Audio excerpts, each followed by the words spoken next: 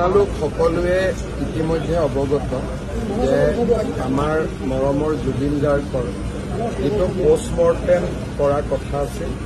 পোষ্টমৰ্টেমৰ কাম সম্পূৰ্ণ হ'ল আৰু এতিয়া জুবিন গাৰ্গৰ পাৰ্থিৱ শৰীৰ আমাৰ ভাৰতৰ ৰাষ্ট্ৰদূত বা আমাৰ যিখিনি বিষয়া আছে বা জুবিনৰ বন্ধু আছে তেওঁলোকক অৰ্পণ কৰি দিয়া হৈছে। ইয়াৰ নেক্সট ষ্টেপটো হ'ল তেখেতক আমি পাৰ্থিৱ শৰীৰক আমি দিল্লীলৈকে লৈ আহিম আৰু দিল্লীৰ পৰা এখন বিশেষ বিমানযোগে আমি তেখেতক গুৱাহাটীলৈকে লৈ আহিম। গুৱাহাটীত অহাৰ সময়টো আমি আপোনালোকক জনাম। গুৱাহাটীত আহিলে প্ৰথম পাৰ্থিৱ শৰীৰ জুবিনৰ ঘৰলৈকে আহিব। সেইখিনি সময়ত আমি বিচাৰিম যাতে কোনো ৰাইজ তাতে নাথাকে, কাৰণ জুবিনৰ পৰিয়ালটোৱে একান্তভাৱে অলপ সময় কটোৱাৰ সেইটোৱে শেষ সময়। কাৰণ এবাৰ সৰু সজাইত অহাৰ পিছত পৰিয়ালে জুবিনৰ লগত সময় কটাব নোৱাৰিব। গতিকে জুবিনৰ পৰিয়ালে আমাৰ পৰা বিচাৰিছে যে জুবিনৰ পাৰ্থিৱ শৰীৰ জুবিনৰ ঘৰলৈকে আহক আৰু জুবিনৰ 85 বছৰীয়া পিতৃক বা আন পৰিয়ালৰ যিখিনি পৰিয়ালৰ লোক তেওঁলোকে যাতে অলপ নিবিড় মুহূৰ্ত তাতে কটাব পাৰে। তাতে 1 ঘণ্টা সময় থাকিব আৰু সেইখিনি সময়ত আমাক বেয়া পাব নালাগে। আৰক্ষীয়ে আমি কৈছোঁ যাতে জুবিনৰ পৰিয়ালে জুবিনৰ লগত অন্তৰংগ সময় অলপ কটোৱাৰ পৰিৱেশ এটা যাতে সৃষ্টি কৰি দিয়ে। তাৰপিছত আমি সৰু সজাইলৈকে তেখেতক লৈ আহিম আৰু আমাৰ ইণ্ডোৰ ষ্টেডিয়ামৰ সন্মুখৰ যিখিনি জেগা আছে তাতে আমি জুবিনৰ পাৰ্থিৱ শৰীৰ ৰাখিম। যদি বহুত বেছি বৰষুণ আদি হয় তেতিয়াহ'লে কণ্টিজেঞ্চি হিচাপে এই জেগাটো আমি ৰাখি থৈ দিম, কিন্তু এইটো বিকল্প। তাতে আমাৰ ব্যৱস্থা হ'ব। তাৰ পিছফালে জুবিনৰ পৰিয়ালে থাকিব পৰা অলপমান ব্যৱস্থা কৰি দিয়া হ'ব। একেবাৰে নিকট বা খুব আত্মীয় মানুহখিনিয়ে অলপ চকীত বহিব পৰা ব্যৱস্থা কৰি দিয়া হ'ব। আমাৰ য'ত হেলিপেড আছে, যিসকল ৰাইজে অলপ বেছি দেৰি থাকিব খোজে সেই জেগাটো আমি ডেভেলপ কৰিম। আমাৰ ইয়াৰ যিখিনি মাল্যৰ্পণ আদি হৈ থাকিব তাতে আমি চায়ো থাকিব পাৰিম আৰু গুৱাহাটীত বাকী যিমান আমাৰ ভিজুৱেল প্লেটফৰ্ম আছে তাতো আমি গোটেই আমাৰ ইয়াত শ্ৰদ্ধাঞ্জলি অনুষ্ঠানটো আমি পোনপটীয়াকৈ দেখুৱাই থাকিম। আমি জানো যে আমাৰ ইয়াৰ টেলিভিশ্যন সকলেও দেখুৱাই থাকিব। তথাপিতো যিসকল ইয়াত কিছু সময় থাকিব খোজে তেওঁলোকৰ কাৰণে আমি থকাৰ ব্যৱস্থা কৰি দিম। আমি এনাফ টয়লেটছ আদিৰো ব্যৱস্থা কৰিম, খোৱা পানীৰো ব্যৱস্থা কৰিম আৰু অহাকালি আমি এইটো চিন্তা কৰিছোঁ যে নেশ্যনেল হাইৱেত আমি ট্ৰাকছ আদি সোমাব নিদিম। বাইহাটাৰ চাৰিআলিত তেওঁলোক যাবগৈ, যাতে ইয়াত থকা পাৰ্কিং লটছখিনি আমি ল'ব পাৰোঁ, কাৰণ অসমৰ বিভিন্ন জেগাৰ পৰা মানুহ আহিব। আৰু অহাকালি ৰবিবাৰ আছে, অহাকালি বন্ধ দিয়াৰ কোনো প্ৰাসংগিকতা নাই, কিন্তু যিদিনাখন জুবিনৰ অন্তিম সংস্কাৰ হ'ব সিদিনাখন আমি বিদ্যালয় মহাবিদ্যালয় আদি নিশ্চিতভাৱে আমি বন্ধ দিম।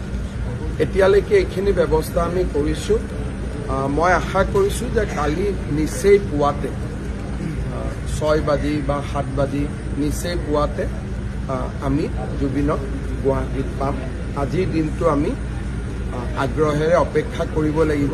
মই চেষ্টা কৰিছিলোঁ আজি আনিবৰ কাৰণে, ছিংগাপুৰৰ কৰ্তৃপক্ষকো কৈছিলোঁ যে পোষ্টমৰ্টেম নকৰাকৈ পঠিয়াবৰ কাৰণে, কিন্তু অসমত যিহেতু তদন্তৰ কথা এটা আহিলে বা এজাহাৰ আদিও আহিলে, তাৰ পৰিপ্ৰেক্ষিতত আমি পোষ্টমৰ্টেমটোক খুব বেছি না কৰিবৰ কাৰণে আমি সুবিধা নাপালোঁ, কাৰণ ছিংগাপুৰ কৰ্তৃপক্ষ অলপ সচেতন হৈ গ'ল। ইয়াৰ ফিডবেকখিনি তেওঁলোকেও পায়। সেইকাৰণে আজি অনাৰ যিটো প্ৰচেষ্টা সেইটোত আমি সফল নহ'লোঁ, কিন্তু আজি নিশাৰ ভিতৰতে তেখেত দিল্লীলৈ আহিব আৰু দিল্লীৰ পৰা আমি বিশেষ বিমানেৰে তেখেতক গুৱাহাটীলৈ লৈ আহিম। আমি দিল্লীত তেওঁ যেতিয়া দিল্লীত আহিব ইখন ফ্লাইটৰ পৰা ইখন ফ্লাইটলৈকে আহোঁতে খুব বেছি 1 ঘণ্টা সময় লাগিব। গতিকে দিল্লীত অহাৰ লগে লগে উইদিন 1 আৱাৰ তেখেতক আমি লৈ আহিম ডিপেণ্ড কৰিব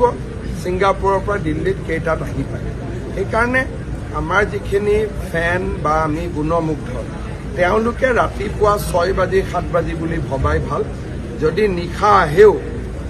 আমি জুবিনৰ পৰিয়ালৰ সৈতে থকাৰ সুবিধা কৰিম যোৰহাটৰ পৰা ৰাইজে দাবী কৰিছে যে তেজপুৰত জ্যোতি বিষ্ণু আছে গুৱাহাটীত ভূপেন হাজৰিকা আছে যোৰহাটত জুবিন গাৰ্গ থাকিব লাগে জুবিনৰ গুণমুগ্ধ যোৰহাটৰ ৰাইজে বিশেষকৈ উজনি ৰাইজে আমাক যথেষ্ট অনুৰোধ কৰিছে কিন্তু এই বিষয়ে মই যোৱাকালিয়ে কৈছো যে চৰকাৰে অকলে সিদ্ধান্ত ল'ব খোজা নাই আমাৰ অসম সাহিত্য সভা পদ অসম ছাত্ৰ সন্থা বা আমাৰ যিখিনি শিল্পী আছে জুবিনৰ লগত যথেষ্ট জীৱনটো নিবিড়ভাৱে কটালে আমি তেওঁলোকৰ লগত আলোচনা কৰিম আৰু পৰিয়ালৰ যিটো ভিউ সেইটোতো আটাইতকৈ গুৰুত্বপূৰ্ণ যে পৰিয়ালে কি বিচাৰে গতিকে এই গোটেই কথাখিনি পতাৰ পিছতহে আমি অন্তিম সংস্কাৰৰ সিদ্ধান্ত ল'ম আৰু এই বিষয়ে কথা পাতিবৰ কাৰণে মই ৰনোজ পেগু বিমল বৰাক দায়িত্ব দিছোঁ তেওঁলোকে দল সংগঠন কলা কুশলী সকলোৰে লগত কথা পাতিব আৰু আমি জুবিনৰ ক্ষেত্ৰত কোনো সিদ্ধান্ত চৰকাৰীভাৱে নকৰি ৰাইজৰ দ্বাৰা আমি কৰিব খুজিছোঁ যাতে ৰাইজে বিচৰা মতে আমি কৰিব পাৰোঁ এইটো চব সিদ্ধান্ত এইটোৱে যে আমি কাকো বাধা নিদিওঁ যিমান সময়লৈকে মানুহ আহি থাকিব সিমান দিন আমি ৰাখিব পাৰোঁ কিন্তু যিহেতু এমব্লেম হৈ আহিব শৰীৰটো কিমান সময় থাকিব পাৰিব ডাক্তৰে আমাক ক'ব ধৰক যেতিয়া আমি সংস্কাৰলৈকে লৈ যাওঁ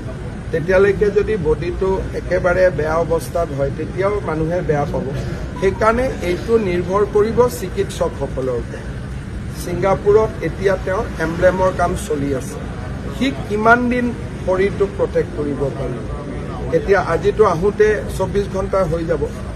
ইয়াতে 24 ঘণ্টা থাকিলে 48 ঘণ্টা আমি ক'লো আৰু এদিন বঢ়াই দিয়ক 72 ঘণ্টা যদি যোৰহাটত লৈ যাব লাগে আৰু 6 ঘণ্টা ইমান দেৰি শৰীৰটোৱে থাকিব পাৰিব নাই গতিকে এইটো যিটো আমাৰ ডক্টৰসকলে আমাক যেনেকৈ ক'ব যে ইয়াৰ পিছত থাকিলে শৰীৰটোক আমি সংস্কাৰৰ সময়ত একেবাৰে নাপামগৈ গতিকে এই বস্তুটো ডিপেণ্ড কৰিব ছিংগাপুৰে কেনেকৈ শৰীৰটোক এমব্লেম কৰি পঠিয়ায় আৰু কিমান দিন শৰীৰটোক আমি ৰাখিব পৰা পৰ্যায়ত থাকিম এটা প্ৰশ্ন এই মুহূৰ্তত হয়তো আমি কৰিব নোৱাৰি তথাপিও আমি ৰাইজে যিহেতু ছ'চিয়েল মিডিয়া বা সংবাদ মাধ্যমতো কৈ আছে বহুত এজাহাৰ ৰাজ্যৰ বিভিন্ন প্ৰান্তত কৰিছে মৰিগাঁও থানাত শ্যামকানু মহন্ত আৰু সিদ্ধাৰ্থ শৰ্মাৰ বিৰুদ্ধে এখন এজাহাৰ কৰিছে অসম পুলিচে এজাহাৰখন ৰেজিষ্টাৰ কৰিছে আৰু তদন্ত নিশ্চিতভাৱে হ'ব যিহেতু FIR হৈছে আমি তদন্তৰ আওতাত শ্যামকানু মহন্তও আহিব সিদ্ধাৰ্থ গোস্বামীও আহিব সিদ্ধাৰ্থ শৰ্মাও আহিব আৰু ছিংগাপুৰৰ যিসকল লোক সেই সময়ত জুবিন গাৰ্গৰ লগত আছিলে তেওঁলোকো তদন্তৰ আওতাত আহিব বা ইয়াত এটা কথা ওলাইছে যে আগদিনাখন কোনোবাই জুবিন গাৰ্গক কোনোবা